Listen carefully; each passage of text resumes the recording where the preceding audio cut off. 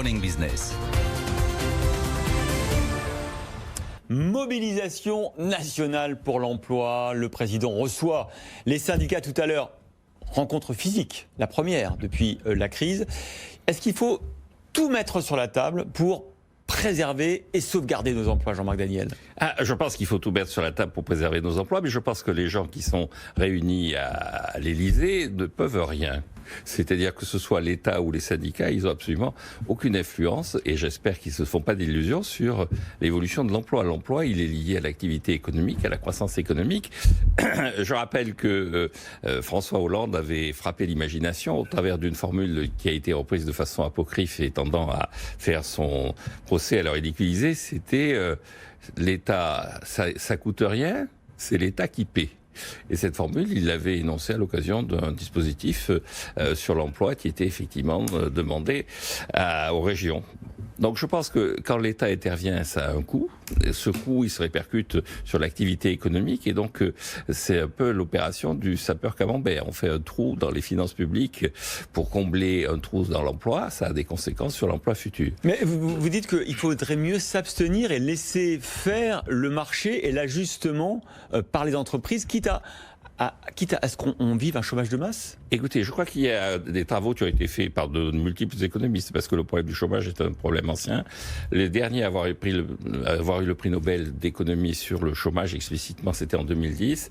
Ce que montraient bien les trois économistes en question, c'est que, grosso modo, l'illusion keynésienne des années 45-50 qu'avait incarné le livre Full Employment and Economic Policy d'Hansen était derrière nous. C'est-à-dire l'État ne peut pas créer suffisamment de demandes et ne peut pas orienter suffisamment la demande vers les activités en souffrance de façon à garantir le plein emploi.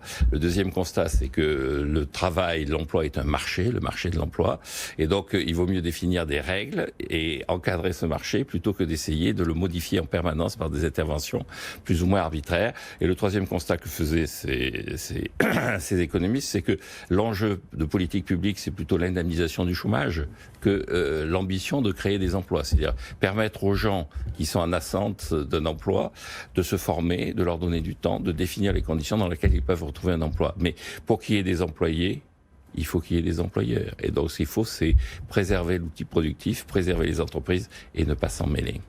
Que pensez-vous, Nicolas Dos, de cette abstention de Jean-Marc Daniel et en fait de sa volonté qu'il ne se passe rien tout à l'heure à l'Élysée? Absolument. Au début, j'étais d'accord avec l'idée, et je suis toujours d'accord avec l'idée que l'emploi va dépendre de l'activité économique.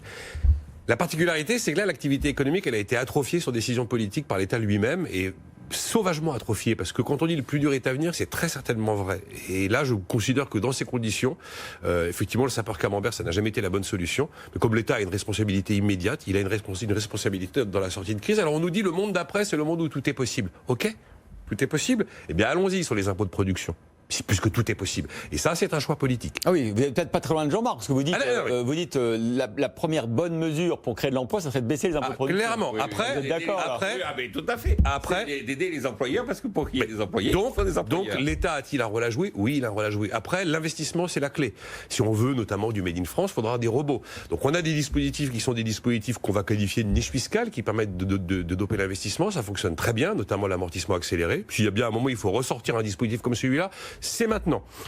Après, le chômage partiel, est-ce qu'il faut le débrancher? Je continue à dire qu'il faut au moins le laisser brancher à 100% jusqu'à la fin du mois d'août, voire début septembre. Et pourtant, il a commencé à être un petit peu réduit. Oui, il est plus à 100%, ensuite, on va avoir donc ça, c'est contre le chômage. Après, c'est pour préserver les entreprises. Oui, il faut sauver les entreprises plus que sauver les emplois. Puisqu'il faut des employeurs pour qu'il y ait des employés. Ok. Mais là, vous voyez que je vous ai égréné que des solutions qui viendront de choix politiques, donc directement du gouvernement, donc directement de l'État. Après, on a 700 000 jeunes devant un mur de l'emploi au mois de septembre.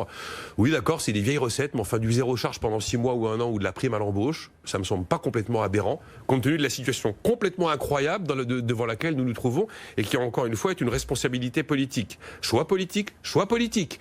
Est-ce qu'on laisse les apprentis en formation plus que d'habitude? Choix politique pour savoir s'ils doivent rester en CFA 6 mois de plus, voire 1 an de plus. C'est sans doute ce qui va être annoncé tout à l'heure. Est-ce qu'on doit assouplir les conditions qui permettent de recourir au CDD et à l'intérim qu'on était justement en train de durcir, voire en train de quasi-taxer avec les histoires des bonus-malus sur les CDD courts? Probablement qu'il faut les assouplir. Choix politique. Enfin, si à 19h ou 20h ce soir, dès quelques-uns des éléments que je vous ai annoncés là sont validés ou en tout cas sont envoyés en pâture à l'opinion, eh bien on sera devant des purs choix politiques, des décisions gouvernementales qui pour certaines coûteront de l'argent. Donc oui, je considère que compte tenu d'une activité économique qui ne fonctionne plus à cause de l'État, c'est à lui d'agir et que des outils existent, des bons, des classiques un peu surannés qui, compte tenu de la situation, mériteraient peut-être d'être réactivés. L'État doit payer la facture, une partie de la facture. Bien sûr que l'État doit payer une partie de la facture. Après, il y aura le dialogue social en entreprise et puis ces fameux accords de performance collective. Mais je pense que l'histoire de la baisse des salaires, ça doit peut-être être l'exception dans quelques entreprises, mais surtout pas la règle. Non, il ne faut pas oublier que l'État va payer, ça veut dire que la génération future va payer. Hein. Bien sûr. Ça veut dire qu'une nouvelle fois, on sacrifie la génération future. Oui, clairement. J'arrête pas de dire, mais est-ce que ces gens ont des enfants? Est-ce que ces gens ont des enfants? Moi, j'aime mes enfants. Je ne comprends pas l'attitude de tous ces gens-là. Merci Jean-Marc Daniel. Je préfère leur laisser une petite dette que 15% de chômage. Oui, je ne leur laisserai pas du chômage, je leur laisserai de la croissance, pas de dette. Dans ces cas-là, d'accord. Bon, allez, voilà. On a réussi à avoir un accord sur l'arraché, à l'arraché sur le fil.